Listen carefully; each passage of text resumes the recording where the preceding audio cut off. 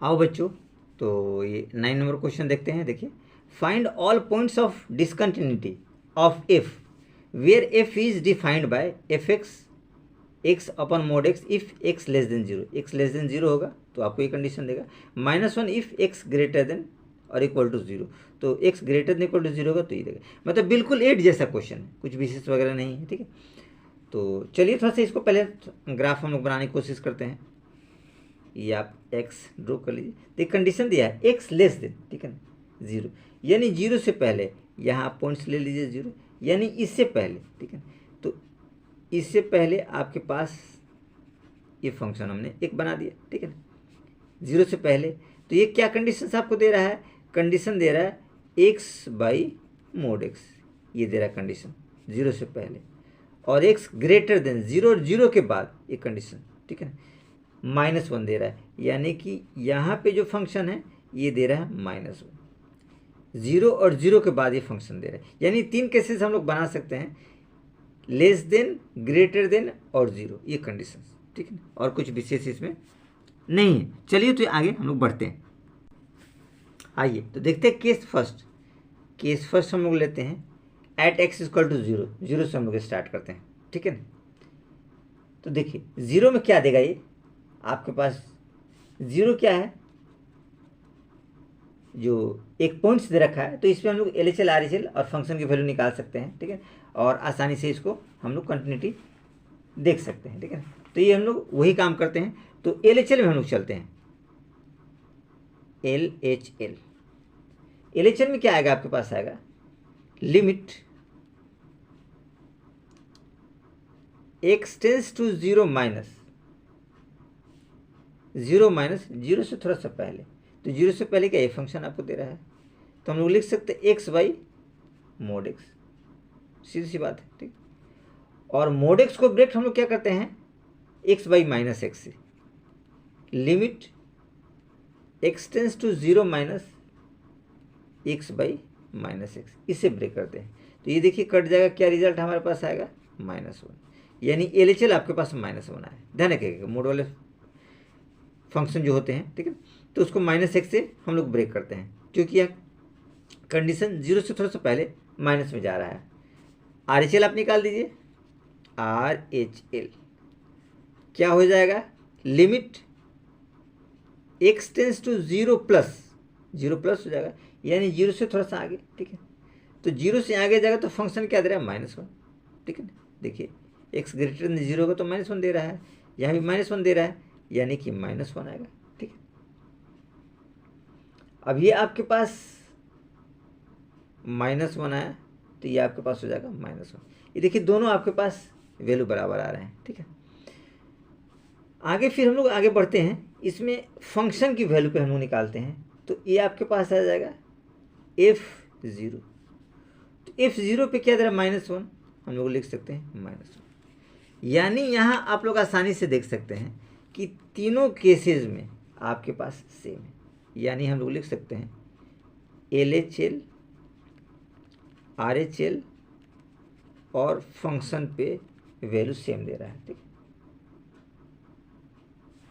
तो ये क्या है आपके पास, क्या है, कंटिन्यूअस है, यानी डिसकंटिन्यूअस पॉइंट नहीं है। आपको पूछ रहा था कि डिसकंटिन्यूअस पॉइंट्स आपको बताना है, ठीक है।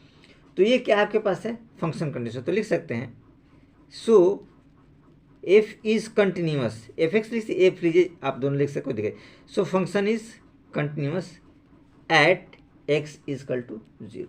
तो ये क्या है, कंटिन्यूअस फंक्शन, ठीक। केस 1 आपके पास हो गया, ठीक है। केस 2 लेते हैं, देखिए तो केस टू में हम लोग लेते हैं एक्स लेस देन जीरो, ये कंडीशन आप लोग लेते हैं, ठीक है, क्योंकि हम लोग अभी क्या लिए थे, x0, लेस देन लेते हैं, ग्रेटर देन, फिर बचा हुआ लेस देन में आपके पास क्या आएगा, एक्स बाई मोड एक्स आएगा। चलिए तो हम लोग आगे बढ़ते हैं। तो इसका फंक्शन जो आपके पास आएगा, देखिए इसका फंक्शन क्या आएगा, f(x) x by mode x.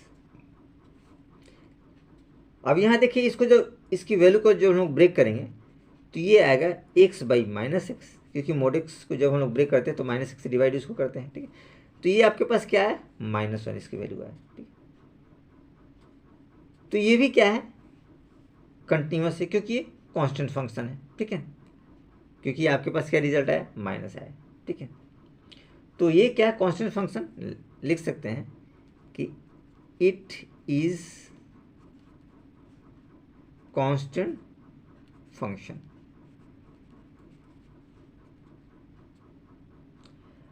और जब कांस्टेंट फंक्शन होता है तो क्या होता है, continuous.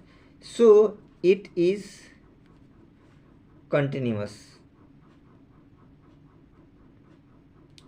When, continuous function when x less than 0, क्योंकि ये कांस्टेंट फंक्शन है तो कांस्टेंट से कंटिन्यूस आ गया आपके पास, बताते, ठीक है। तो ये भी हमने आसानी से देख लिया। अब इसका थर्ड पॉइंट आप ले लीजिए, केस 3 हम लोग लेते हैं। केस 3 x ग्रेटर देन 0 पे, ठीक है ना, x ग्रेटर देन 0 पे आप लीजिए। तो देखिए x ग्रेटर देन 0 पे फंक्शन क्या आता है आपके पास, fx, यहाँ देख लीजिए। ग्रेटर देन 0 पे क्या आता है, -1 आता है। x ग्रेटर देन 0 पे -1 दे रहा है, ठीक है। तो हम लोग डायरेक्ट इसको लिख देंगे fx इक्वल टू -1, और ये क्या है, it is constant function. So it is continuous function. तो ये क्या है, continuous function when x greater than 0, ठीक है। तो आपने देखा ये भी कंटिन्यूअस है, ये भी कंटिन्यूअस है, और ये भी कंटिन्यूअस है, तीनों फंक्शन आपके कंटिन्यूअस है। तो डिसकंटिन्यूटी पॉइंट्स इसमें नहीं बन रहा है। तो डिसकंटिन्यूटी पॉइंट्स नहीं बन रहा है और आपको डिसकंटिन्यूटी पूछ रहा है, ठीक है। तो हम लोग क्या लिख सकते हैं, hence there is no point of